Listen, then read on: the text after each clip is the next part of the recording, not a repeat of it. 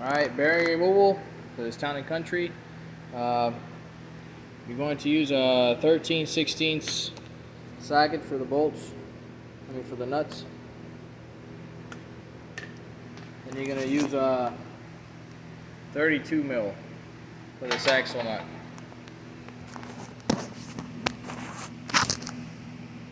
See if my phone doesn't fall down.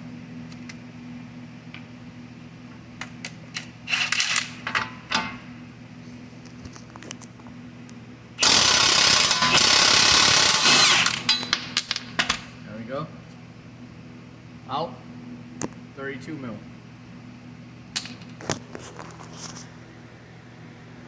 And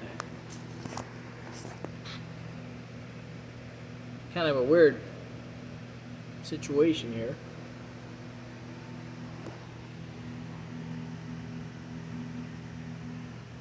Seems a lot more retracted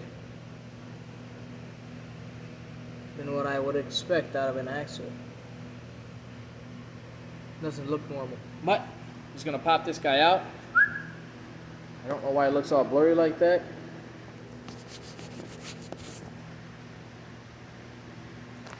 I'm just gonna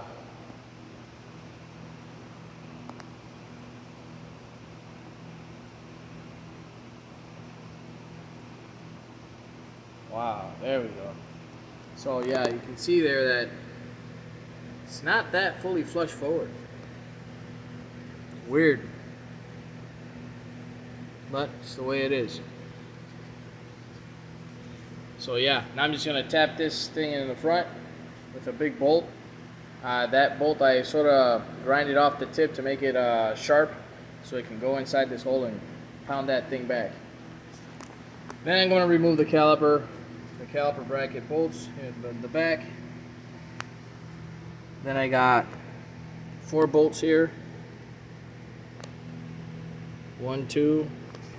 You got the other 2 over there. 3 and 4. And then after removing the pads, rollers, and everything else, all I have to do is just pull out the bearing. I got 2 methods of pulling. I have a bearing puller, 10-pounder, and I do have a shock mechanism that I actually put here, and then I just hammer it down, and it should make the bearing come loose too. But I'm going to try my traditional 10-pounder. If it doesn't work out too well, then I just use my shock, the shock method. I'll show you both if I need to, but let's see how it goes. 21 millimeter for the bracket bolts. And just in case you forget how the wiring harness goes for the ABS, it's right there on the side of the bearing. So right there behind it. Creep around, bracket, loop around the bracket, over and around, bracket, and then plug right there.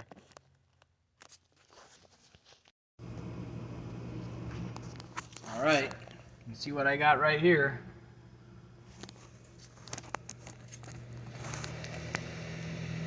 Remove it. 1,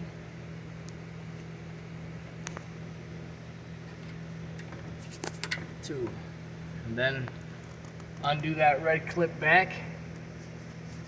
So in other words, this clip has to go back, and then push down on the tab and pull these 2 connectors off, and that should release the whole cable for this ABS, and then you can just flop it on the side.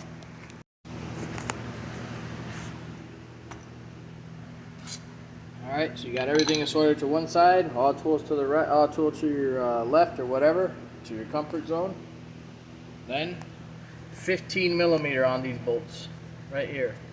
I'm using these little combo wrenches. I'm gonna go on all 4 sides, loosen them up, and I got a tight space there between the axle and the actual bolt, so I'm just gonna use the wrenches. And then I'm gonna pop it out with the bearing puller. All right. So we got M12 by 1.5 nuts. I got my own separate kit for this, so I have axle pullers, bearing pullers, and another face for bearing pulling, and the 10-pounder slide hammer. So yeah, I got my own set of bolt nuts, different sizes, and this is the M12 by 1.5. I got the big washers on there, so everything is a more flat, tight impact.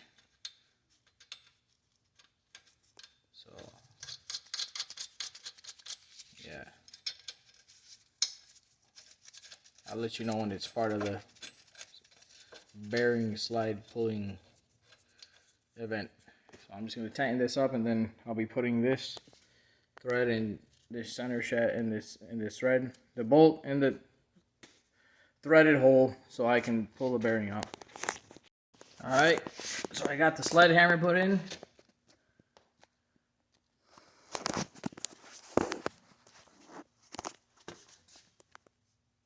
Now we're just gonna pull it, 10 pounds. I'm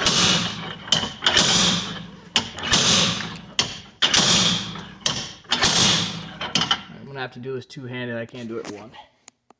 I can just put it right there. Wait, off the other side.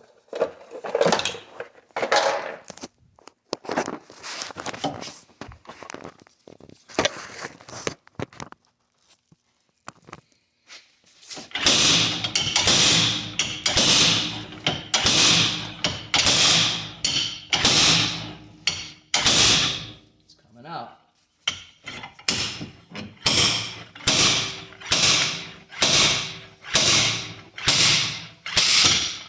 That's it.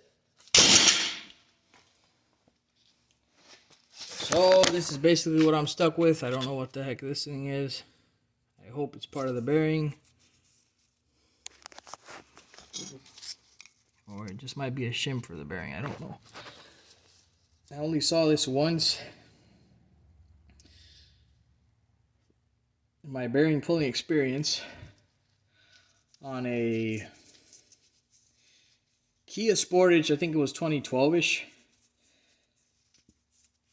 When I removed the axle, the bearing, it had a plastic bushing right here, right in between there. Plastic. So this might be one of those situations where this one might be just metal and it's just for there. I hope it's for there. I'll look at the Pro Demand schematic, see what they say. Yeah, I'm just gonna clean up this area real good, clean up the axle, and call it a day. Nah, just playing. Replace it with the new bearing, then tie and button everything up and call it a day. Alright, so I got some nice Schaefer's grease in there, extra tacky. I got some on the bearing itself.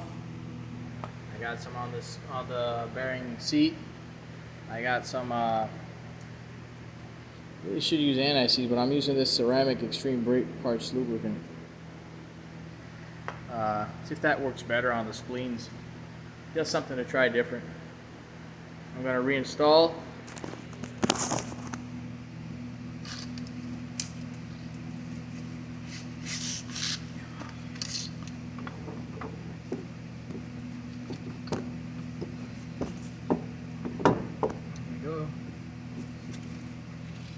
Go. And there we go.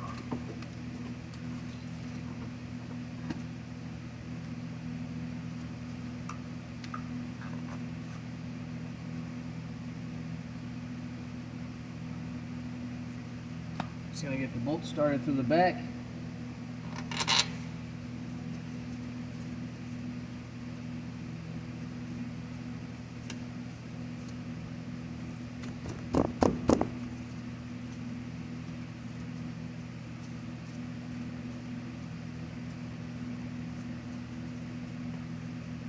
That should be good.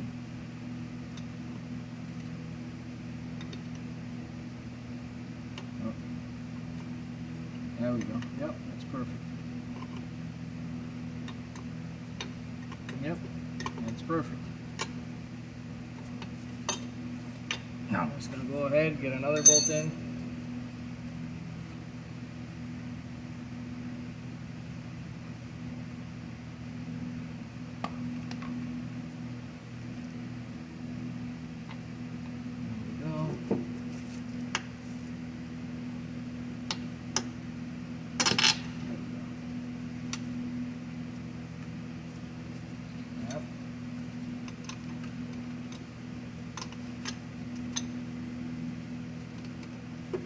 Now it's basically reverse install. So get your bolts in. I'm getting 2 crossed, 1 on each side, so that bearing can go in straight. And then I'm going to put in the last 2 and then reassemble everything back. Alright, so for the foot-pound rundown, the big hub nut here in the center, that I'm going to torque down to 118 foot-pounds per ProDemand. This is torque specs by the ProDemand website that I go to. So it's going to be 118 foot-pounds on the axle nut. On the hub nuts, the hub bolts that hold it in, it will be at 45 foot-pounds. The brake shield, which is 1, 2, 3 bolts, right there, those little 3 bolts, they're going to be torqued down to 8 Newton meters. And then the 5 rim nuts, which are these, will be torqued down to 100 foot-pounds. Or like many other people do, is just impact it. I do that on occasion too, but hey, these will be the torque specs that I'll be using per the ProDemand website that I go to.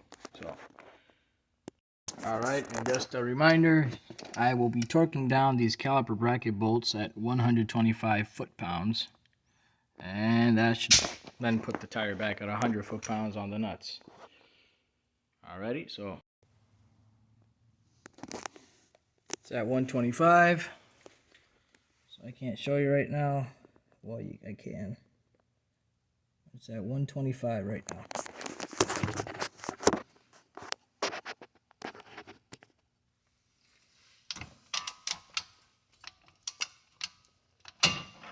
Oh, came out on me. There we go.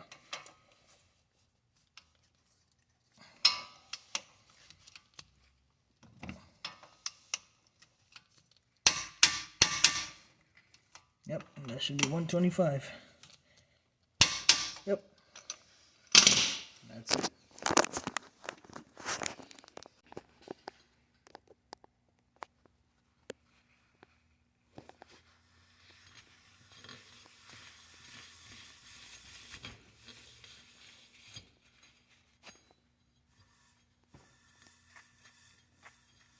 You can hear that little raspiness that's going on inside there.